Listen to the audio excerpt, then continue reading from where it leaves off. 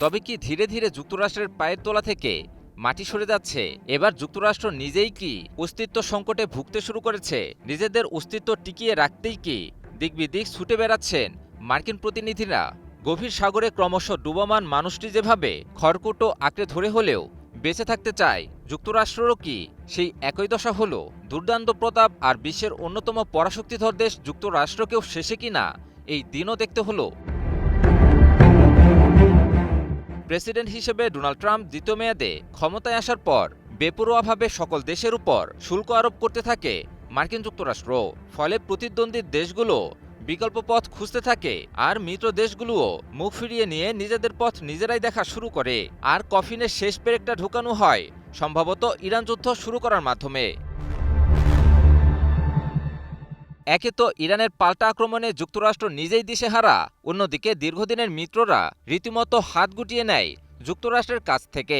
কান্নাকাটি করেও বিন্দুমাত্র সাহায্য সহযোগিতা পায়নি কোনো ইউরোপীয় দেশ থেকে। শেষমেশ কোনো উপায়ন্তর না দেখে সবচেয়ে শক্তিশালী প্রতিদ্বন্দ্বী চীনের দরবারে হাজির হয় প্রেসিডেন্ট ডোনাল্ড ট্রাম্প সহ মার্কিন প্রতিনিধি দল। সেখানেও মেলেনি কোনো সমাধান। অবশেষে ভারতের দরবারেই আসতে হলো মার্কিন যুক্তরাষ্ট্রকে, যে দেশটিকে নিয়ে প্রতিনিয়ত অবজ্ঞা আর উপহাসের সুরে কথা বলতো যুক্তরাষ্ট্র। দুর্দিনের শেষে কিনা সেই দেশটির কাছেই সাহায্যের হাত পাতল মার্কিন যুক্তরাষ্ট্র। কতটা অধপতন হলে তথাকথিত মহাপরাক্রমশালী দেশকেও ভারতের কাছেই সাহায্য প্রার্থনা করতে হয়। সম্প্রতি ভারত সফর করছেন মার্কিন পররাষ্ট্রমন্ত্রী মার্কো রুবিও। ধারণা করা হচ্ছে মার্কিন প্রেসিডেন্ট ডোনাল্ড ট্রাম্পের শুল্ক আরোপ এবং নয়াদিল্লির প্রতিদ্বন্দ্বী পাকিস্তান ও চীনের সঙ্গে ওয়াশিংটনের নতুন করে সম্পৃক্ততার কারণে ক্ষতিগ্রস্ত অংশীদারিত্বকে শক্তিশালী করার লক্ষ্যেই এই সফর করছেন মার্কিন পররাষ্ট্রমন্ত্রী। ট্রাম্পের প্রথম মেয়াদ সহ মার্কিন প্রেসিডেন্টরা দীর্ঘদিন ধরে ইন্দো প্যাসিফিক অঞ্চলে রাশিয়া এবং চীনের ক্রমবর্ধমান প্রভাবের প্রতিপক্ষ হিসেবে ঐতিহাসিকভাবে জোট নিরপেক্ষ ভারতকে কাছে টানার চেষ্টা করে আসছেন। গত বছর ট্রাম্প ভারতের উপর যুক্তরাষ্ট্রের সর্বোচ্চ শুল্ক আরোপ করলে সেই প্রচেষ্টাগুলো ধাক্কা খায় বলে মনে হয়েছিল।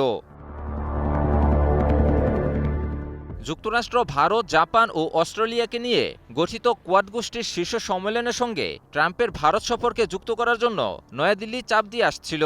কিন্তু বিশ্লেষকরা বলছেন, বাণিজ্য উত্তেজনা এবং ইরানের সঙ্গে যুক্তরাষ্ট্র ইসরায়েলের যুদ্ধের মতো নানা কারণে সেই পরিকল্পনা ভেস্তে যায়।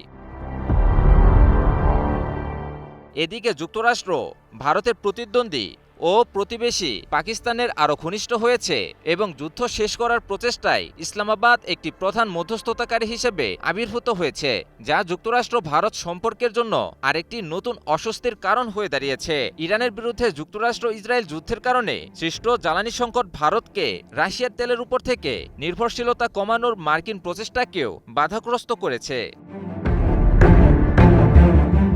ফলে বোঝাই যাচ্ছে যে ভারত ও যুক্তরাষ্ট্রের মাঝে বর্তমানে কূটনৈতিক সম্পর্কে দূরত্ব রয়েছে। এবার খুদ মার্কিন শীর্ষ কূটনীতিককেই পাঠানো হয়েছে যাতে জমাটবদ্ধ বরফ কিছুটা হলেও গলতে শুরু করে। তবে প্রশ্ন হলো যে সাম্রাজ্যের সূর্য ইতিমধ্যেই ডুবতে শুরু করেছে, ভারতের সাহায্য নিয়েও সেটা কি ঠেকানো সম্ভব হবে? ইমন আলী, নিউজ 24।